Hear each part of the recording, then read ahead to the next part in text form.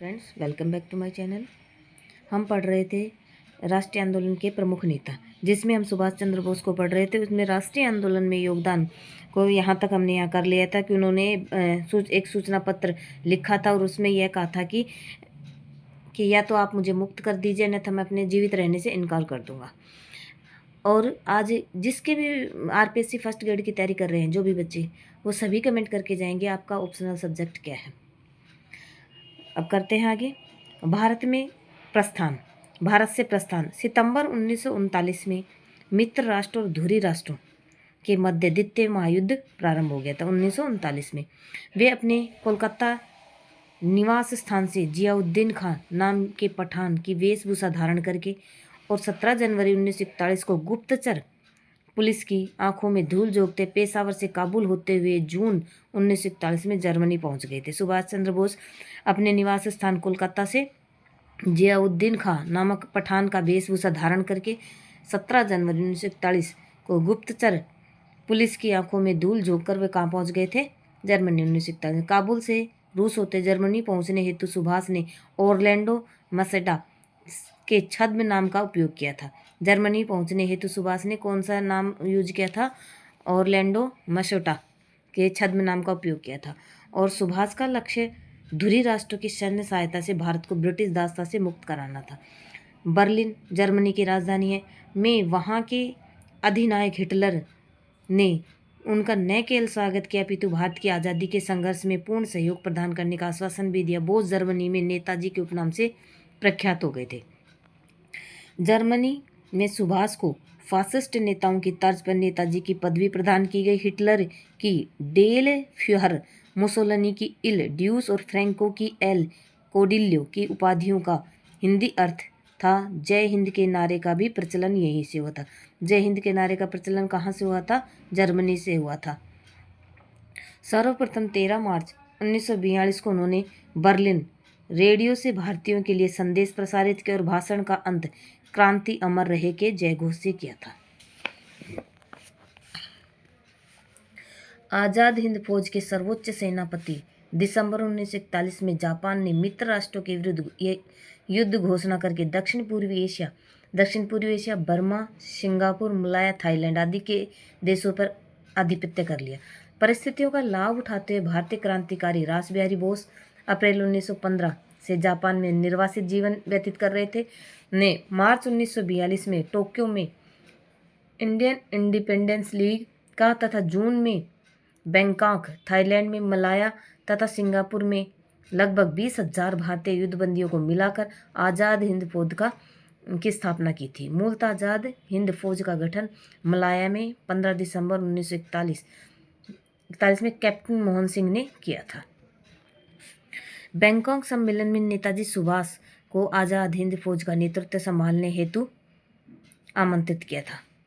रासबिहारी बोस ने 4 जुलाई 1943 सिंगापुर में भारतीयों की एक विशाल सभा में नेताजी बोस को इंडियन इंडिपेंडेंस लीग के अध्यक्ष पद और आज़ाद हिंद फौज का नेतृत्व सौंप दिया था। 5 जुलाई को लगभग 60,000 प्रवासी भारतीय एवं सैनिकों को नेताजी बोस ने पूर्ण सैनिक गणवेश में आज़ाद हिंद फौज के प्रधान सेनापति के रूप में संबोधित करते हुए मैं आपको भूख, घोर युद्ध और कठिनाइयों के अतिरिक्त और कुछ नहीं दे सकता। लाल किले तक पहुंचने और राष्ट्रीय झंडा फहराने से पहले आपको अपना सब कुछ स्वाहा करना पड़ेगा। इसी सभा में उन्होंने सेना को दिल्ली चलो का लक्ष्य एवं संदेश प्रदान किया था। आज़ाद हिंद सरकार की स्थापना अक्टूबर 1943 में नेताजी ने 21 अक्टूबर 1943 को सिंगापुर में आज़ाद हिंद की अस्थायी सरकार की स्थापना करी थी और 22 अक्टूबर को उन्होंने कर्नल लक्ष्मी स्वामीनाथन के नेतृत्व में झांसी की रानी रेजिमेंट की स्थापना की, जिसमें सैकड़ों महिलाओं को गहन सैन्य प्रशिक्षण दिया गया। ब्रिटेन में अमेरिका के साथ युद्ध घोषित करने वाली इस आज़ाद हिंद सरकार को सबसे पहले 23 अक्टूबर को जापान द्वारा मान्यता प्रदान की गई, जिनका अनुकरण करते हुए 8 अन्य देशों जैसे कि बर्मा 24 अक्टूबर को, क्रोएशिया को 27 अक्टूबर, जर्मनी को 29 अक्टूबर, नानकिंग 1 नवंबर, मंचुंग को 1 नवंबर, इटली को 9 नवंबर, थाईलैंड को 19 नवंबर और फिलीपाइन ने मान्यता प्रदान कर दी थी। 22 अक्टूबर की रात्रि को आज़ाद हिंद सरकार ने ब्रिटेन और अमेरिका के विरुद्ध युद्ध की घोषणा कर दी थी।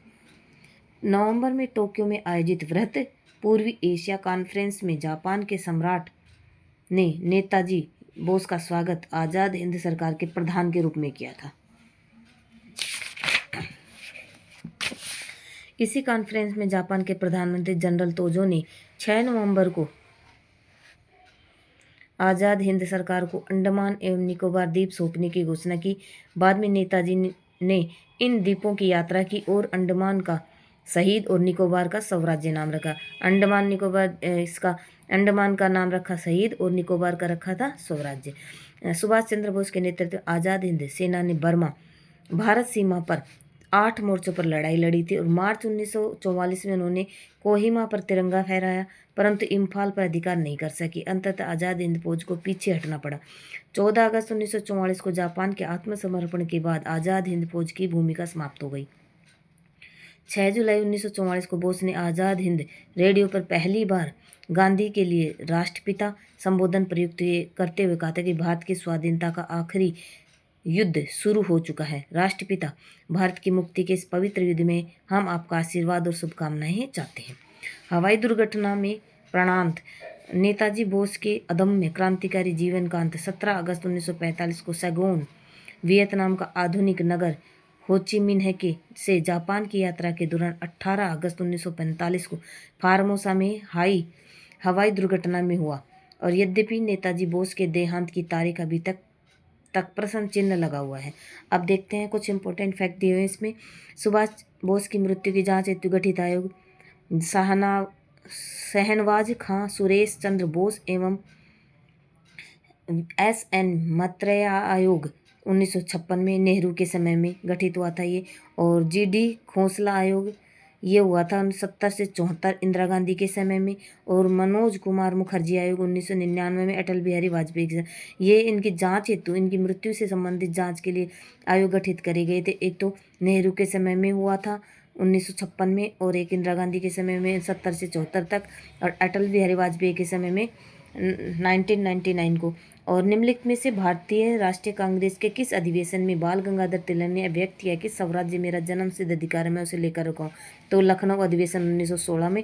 BG तिलक को सजा के पश्चात निम्नलिखित में से किसने दया की वकालत की थी और कहा था कि संस्कृत के एक महान विद्वान के रूप में तिलक में मेरी दिलचस्पी है? तो किसने कहा था? मैक्स मुलर ने कहा था।